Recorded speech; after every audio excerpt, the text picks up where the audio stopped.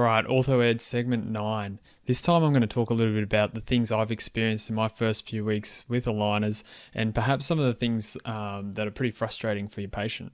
Things you might want to warn them about or things that you might want to try to foresee before you give them aligners so that they can have a better experience.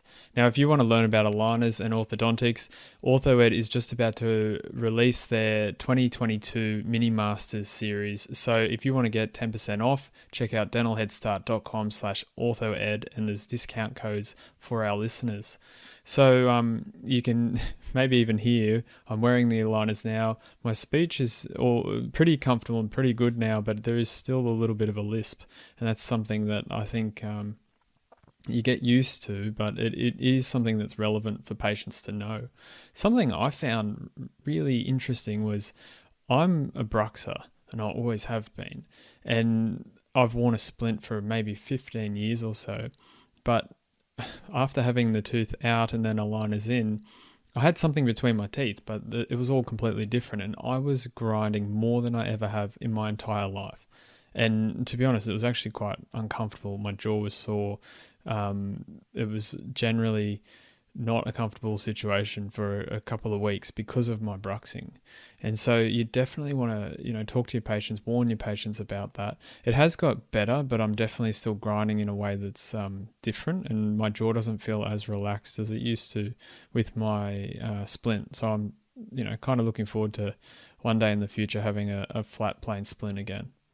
So also, if you've had aligners, you'll know all about getting them out. And if you give patients aligners, you would have known this, but getting them out can be a bit tricky.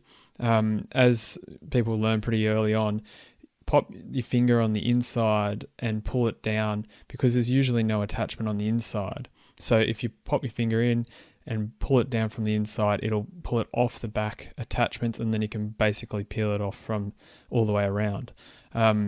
It's a little tip, but it's pretty useful for most patients. Now, I've found for my lower aligner, because I have some pretty big attachments, I've found that I need to get under it and pop it up. And that was also more comfortable because I had the tooth out. I wasn't pulling on the attachment as much. I was lifting it off the attachment and then out. So I guess everyone's different, but those little tips really help your patients at the start. I had a patient once who bent her aligner a few times in the same spot. And I'm not really sure exactly what she was doing, but I suspect popping it in and then maybe biting on it or just pressing on it when it wasn't quite in the right place. And she'd bent it in, and it was affecting her over about 3 different aligners. I really found it hard to explain this, but then myself pulling out my own aligner, if you're looking at the video on YouTube or our website, I'd pull it out from underneath my lower incisors, and I'd bent it with one of mine. So it seems that the aligner material, there's like a critical threshold, I guess, that if you push too hard, it'll bend and it plastically deforms. So that's definitely something to warn your patients about. I find pulling it in and out, you can't really do anything wrong, but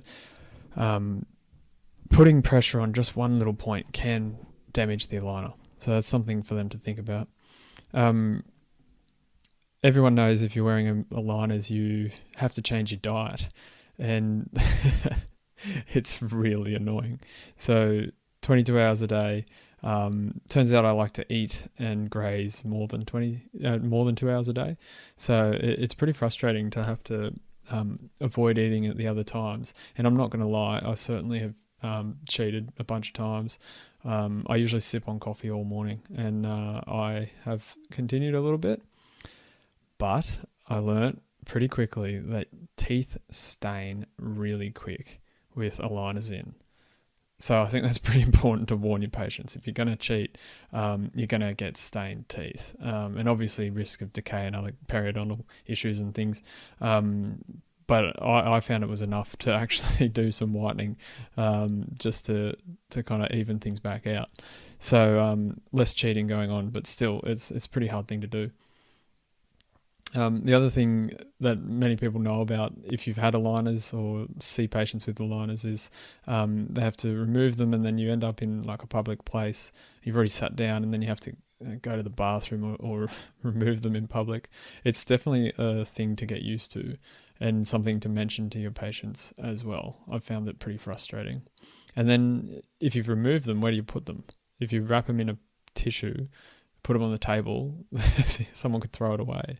And so carrying that little box that they give you, it makes sense. They've thought about things. And having the box is useful, but do you really carry it? I know I don't. So it is an interesting challenge. The last thing I'll mention that I've experienced is, using the Chewies. I remember someone telling me to suggest to use the Chewies in the car, and I found that really useful. So I forget otherwise, but if I'm in the car, I hop in, it makes me think about it, and then I'll use the Chewy a little bit. And that's definitely something I tell my patients. And I learned that like habit stacking, like connect what you're doing, the new habit, to something else. I actually learned that from a book, Atomic Habits by James Clear. It's a great book if you haven't read it. So that's my monologue about what I've experienced and what I'm learning with actually wearing aligners myself. I'm excited to start seeing my teeth move. I'm closing the space slowly. I do think maybe one of the attachments isn't perfect, so I might be replacing that attachment. And I'll talk more about that in future episodes. But if you want to learn more about aligners, check out OrthoEd. As I said, there are some codes if you want to get a discount. That's on their whole range of stuff. They even have online aligner content as well.